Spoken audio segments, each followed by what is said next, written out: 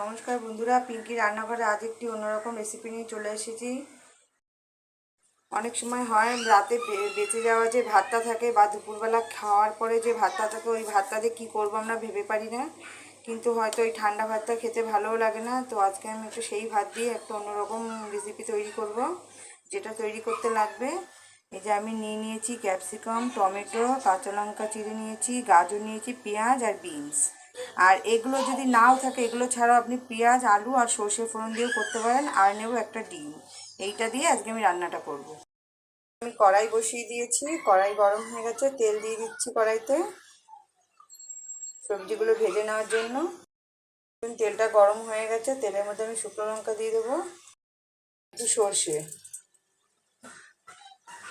এটা ভাজা হয়ে গেলে যেন সর্ষের গন্ধটা খুব সুন্দর হয়, আর খাওয়ার সময় যখন মুখে পড়বে তখন তো কোনো কথাই নেই, খুবই সুন্দর লাগবে। আমার মশলাটা ভাজা হয়ে গেছে, এটাই বুঝতে পারছি, কেননা সর্ষেগুলো চটপট করে ফোটে, সেটা ফোটা বন্ধ হয়ে গেছে। ওটা তার মানে সর্ষেটা ভাজা হয়ে গেছে, সর্ষে শুকনো লঙ্কা ভাজা হয়ে গেছে। এবার আমি সবজিগুলো তেলের ভেতরে ছেড়ে দেবো। সবজি আমি একবারেই তেলের ভেতরে ছেড়ে দেবো।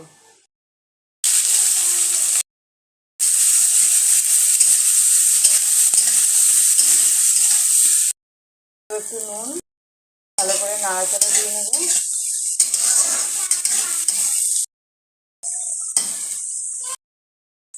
দিয়ে দেবো একটু হলুদ, সুন্দর করে এবার একটু নেড়ে দেবো হলুদ দিয়ে। সবজিগুলো ভাজা ভাজা হয়ে গেলে তারপরে আমি ডিম দেবো এর ভেতরে।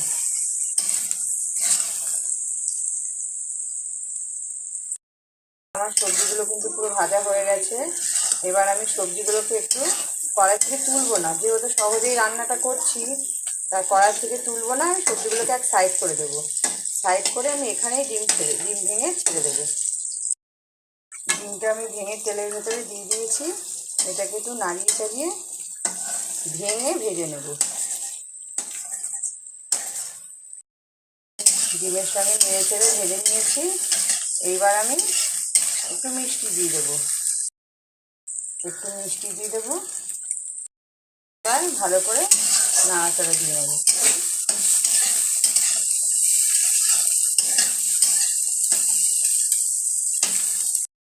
সবজিগুলো সুন্দর করে ভাজা হয়ে গেছে, আর কত সুন্দর কালারফুল লাগছে দেখতে, দেখুন।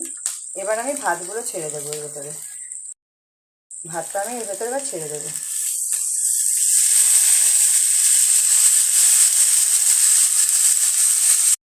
আমি প্রথমেই নেড়ে দেবো না, নেড়ে দিলে ভাতটা ভেঙে যাবে। প্রথমে আমি এরকম করে ছড়িয়ে দেবো, একটু পরে তারপরে নাড়া দেবো। ভেতরে আন্দাজ করে নুন দিয়ে দেবো। এইবার আমি ভাতটা নেড়ে নেব।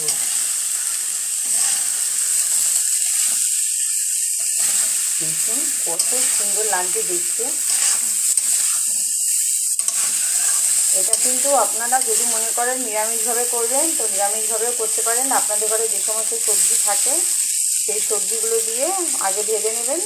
এটা আলু, ফুলকপি, এই যেমন বিন, গাজর, ক্যাপসিকাম, এসব দিয়েও আপনি করতে পারেন। পেঁয়াজ আর ডিমটাকে নাও দিতে পারেন নিরামিষ মনে করলে।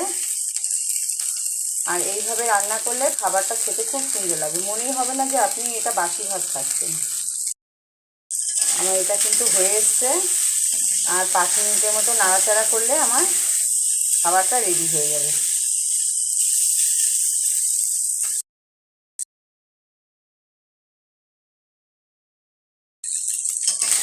এই যে আমার খাবারটা কিন্তু রেডি হয়ে গেছে। এবার খাবারটা আমি তুলবো, দেখুন কত সুন্দর ঝরঝরে হয়েছে। এই দেখুন আমার খাবারটা পুরো রেডি।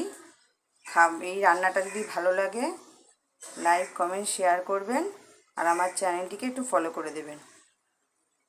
ভিডিওটি দেখার জন্য অনেক অনেক ধন্যবাদ। Thank you.